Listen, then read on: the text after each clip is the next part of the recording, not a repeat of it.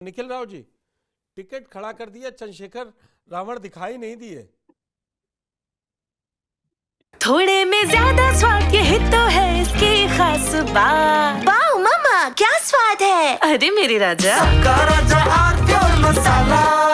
प्रायोजक हैं cancer healer centre, a new beginning. ऐसा नहीं है। चंद्रशेखर आजाद जी की रैली हुई, अभी आपने देखा नहीं?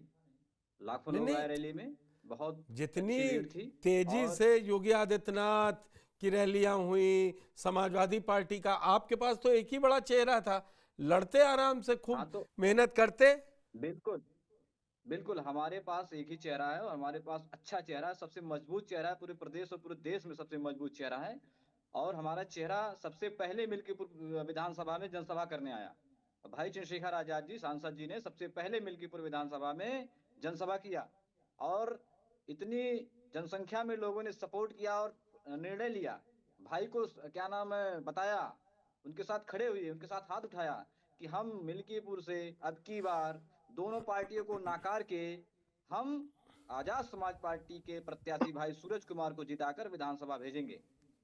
तो वहां पे एक ही रैली हुई, अगर मैं गलत नहीं हूं? हाँ, बिल्कुल एक ही रैली हुई है और पहले एक रैली और हो चुकी है।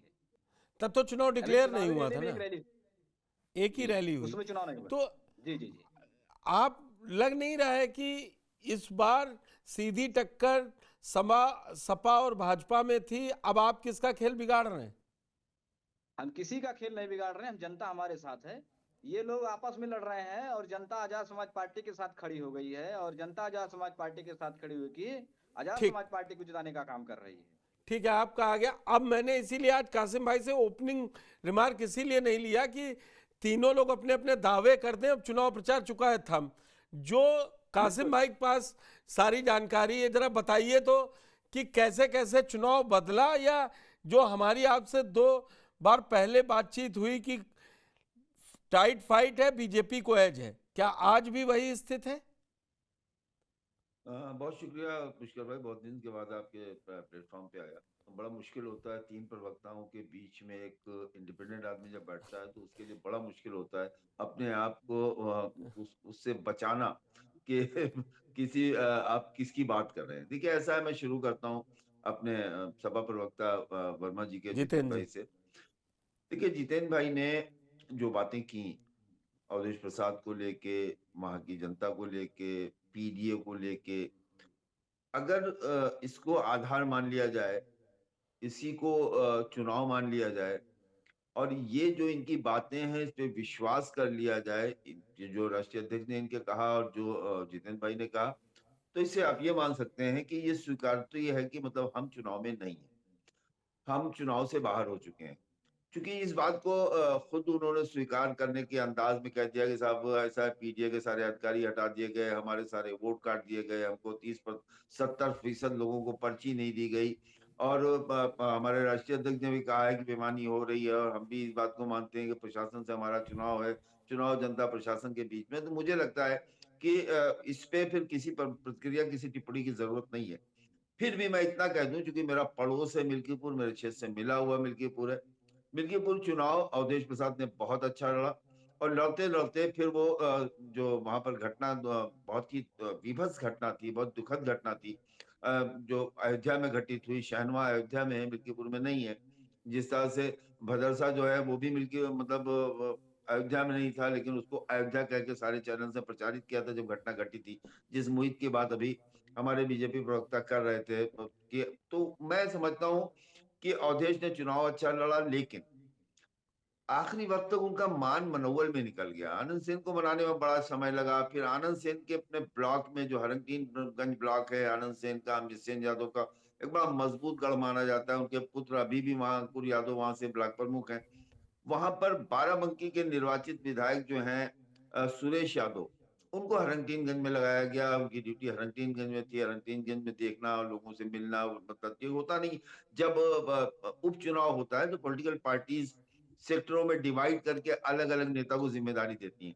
तो आनंद सेन यादव के यहाँ जो हरंगगंज ब्लॉक है, वहाँ जिम्मेदारी सुरेश यादव को मिली। मेरे लिए थोड़ा चौंकाने वाली बात थी, लेकिन फिर भी मैं समझता हूं कि चुनाव बहुत टाइट लड़ा अवधेश प्रसाद ने, और ये बात बिल्कुल सही कह रहे थे जितेंद्र जी के अगर अवधेश प्रसाद के पुत्र चुनाव न लड़ रहे होते, अवधेश प्रसाद के बेटे हैं, अवधेश प्रसाद कद्दावर नेता हैं, कई बार के मंत्री हैं, अब वर्तमान में सांसद हैं, तो इतना अच्छा चुनाव समाजवादी पार्टी न लड़ पाती। चुनाव अच्छा लड़े। दीपक जी जो भाजपा के प्रवक्ता हैं उन्होंने जो बात कही, मैंने आपके शो पे एक बात कही थी पुष्कर जी की अयोध्या का जो जिला है उसका मिजाज अलग है, और उसमें मिल्कीपुर का मिजाज सबसे अलग है। मिल्कीपुर चूंकि मिस्सेन यादव का क्षेत्र रहा है, सामंतवाद के खिलाफ लड़ाई लड़ने वाले माने गए हैं, वहां के अनुसूचित जाति के लोग भी, पिछड़े वर्ग के भी लोग भी, और अब ब्राह्मणों में भी एक बड़ा तबका है, क्षत्रियों में भी एक कुछ लोग हैं। जैसे मिल्कीपुर में अमानीगंज ब्लॉक है, वहां क्या कहते हैं, रमेश सिंह के पिता चौधरी सिंह है, अभी जो कार्यालय का उद्घाटन हुआ तो उन्होंने किया। अवस्थी जी हैं, समाजवादी पार्टी के वो नेता हैं, वो आगे आगे थे, वो आज भी समाजवादी पार्टी के साथ। तो वहां जाति, धर्म और विशेषकर सांप्रदायिकता तो वहां है ही नहीं। वहां का मुस्लिम जो है भी ना 30-35 हजार पुष्कर भाई, उसको आप देखिएगा तो पहचान नहीं पाएगा कि मुस्लिम है कि यादव है कि वो, मतलब जिस उसका अंदाज, रहन सहन सब आपको उनके जैसा लगेगा। तो मैं पहले दिन से कह रहा हूं कि अगर मिल्कीपुर में इस लाइन पे चुनाव लड़ने का प्रयास किया जाएगा तो भारतीय जनता पार्टी को नुकसान हो सकता है। लेकिन भारतीय जनता पार्टी को एज है वोट के गणित के हिसाब से। अब आप अभी हमारे आजाद समाज पार्टी के प्रवक्ता ने भी अपनी बात कही, आपने सवाल किया कि लड़ने के लिए बहुत अच्छा मैदान था। मैं तो ये बात कह भी रहा था शुरू से कि बड़ा अच्छा मौका था इस बार चंद्रशेखर के लिए, चूंकि पूर्वांचल में अपने आप को साबित करने के लिए एक सीट मिली थी, उस सीट पे बसपा नहीं लड़ रही थी, और ऐसे में वोटर बिल्कुल फ्री था। उन्होंने वहां कोरी कैंडिडेट पहले दिया था, घोषित किया था, जिसको बदल के सूरज को बाद में कैंडिडेट किया। कोरी कैंडिडेट दिया था, चुनाव होने वाले थे, चुनाव नहीं हुआ था, टल गया। और कोरी वहां पर जब जब लड़ा है बहुत अच्छा चुनाव लड़ा है। बस बसपा का भी एक बार कोरी लड़ा था, 50-54 हजार के करीब वोट पा गया था वहां से रामगोपाल कोरी।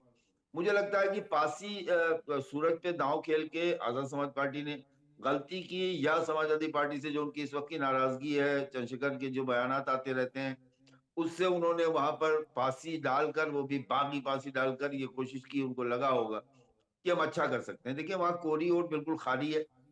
अनुसूचित जात में जिसको गौतम बिरादरी कहते हैं, हमारी तरफ वो पश्चिम में जाटो कहते हैं, वो बिल्कुल खाली है इस वक्त। और वोट के हिसाब से ना यादव और मुस्लिम और ब्राह्मण इस तरह से गिनाने के लिए वहां 4.25 लाख के करीब वोट है। 1.5 लाख वोट जो समाजवादी पार्टी का कमिटेड कहते हैं जिसको ना, वो 1.5 लाख के आसपास मान लीजिए उसको आप। भाई 2.5 लाख वोट तो खाली है, जो बीच का वोटर है, किसी का समर्थक नहीं है। और मिल्कीपुर वो सीट है जहां पर भारतीय जनता पार्टी ने सिर्फ 2 बार जीत दर्ज की है। एक बार मिस्सेन यादव के जब जिंदा हुआ करते थे, नेता हुआ करते थे, तब मथुरा तिवारी वहां जीत गए थे भारतीय जनता पार्टी से, और उससे पहले एक बार मणि त्रिपाठी हुआ करते थे, वो जीत गए थे। वरना वो सीट मिस्सेन यादव, उनके परिवार, उनके व्यक्ति के आसपास घूमती थी। मुझे लगता है कि मिल्कीपुर, जैसा मैंने कहा था कि टाइट है, चुनाव आज भी टाइट है। चुनाव में अभी भी एज जो है ना वो बीजेपी का ही दिखाई देता है, क्योंकि आप रामचंद्र यादव को इग्नोर नहीं कर सकते, आप रामचंद्र यादव की टीम को नजरअंदाज नहीं कर सकते। उसके अलावा वहां पर जो कैंडिडेट है, हमारे रुधौली का रहने वाला, परसौली का रहने वाले, हम जानते हैं उनको, वो कैंडिडेट अपने नामांकन में लेके चले गए थे 400-500 मुस्लिम। आप समझ लीजिए जो कैंडिडेट मुसलमानों को अपने नामांकन में लेके जा सकता है, वो अपने साथ वोट नहीं ले पाएगा। मुझे लगता है कि जो कुदरकी, मैं पहले भी कह रहा था, फिर कह रहा हूँ पुष्कर जी, कुदरकी जैसा कुछ यहाँ हो ना जाए। क्योंकि अभी पीडीए की बात की सपा प्रवक्ता ने, तो उन्होंने कहा पिछड़ा दलित, तो उसके बाद बाकी लोग, मतलब मुसलमान अभी भी नहीं कहा। तो शायद प्रवक्ता से लेकर नेता तक मुसलमान लफ्ज से बच रहे हैं, और यही बचना जो है नुकसानदेह हो रहा है पुष्कर भाई। तो आपको लगता है कि कुंदरकी में जिस तरीके से मुस्लिम समुदाय का वोट पाने में रामवीर सिंह कामयाब रहे, तो ऐसा ही कुछ मिल्कीपुर में भी हो सकता है? बिल्कुल होता हुआ दिखाई दे रहा है। देखिए ये जो रुधौली का बॉर्डर है, जो अपना देवगांव से शुरू होता है, मिल्कीपुर की एक चीज और मैं बता दूं, मिल्कीपुर में मुस्लिम बाहुल गांव नहीं है। मिल्कीपुर में पुष्कर जी के गांव में 40 वोट रहता है, तो कासिम के गांव में 30 वोट रहता है, तो उनके गांव में 40, इस तरह से छिटका हुआ है मुस्लिम। और जब मुस्लिम छिटका हुआ होता है तो फिर वो उसका जो एक सांप्रदायिक और ध्रुवीकरण जैसी चीज होती है ना, वो नहीं बन पाती। वो उन्हीं में घुला मिला है, बिल्कुल एक दूसरे से लगता ही नहीं है, क्योंकि वो उनकी जरूरतें पूरी करता है। जो गांव के लोग हैं वो यादव समाज के हो, पारसी समाज के हो, खटीक समाज के हो, कोरी समाज के हो, किसी भी समाज के हो, उनकी जरूरतें वो मुसलमान पूरी करता है, क्योंकि वो नाई है, वो धोबी है, वो क्या कहते हैं दूसरे काम करने वाला व्यक्ति है, ठीक है। वो उनकी घर की जरूरतों के साथ है। कासिम भाई मैं आता हूं, जितेंद्र जी टाइट फाइट है, जो 3 बार मतलब आराम से जीतते थे, अगर कासिम भाई की बात माने अवधेश जी ने जीत ली होंगी सीट, लेकिन इस बार बहुत टाइट फाइट है।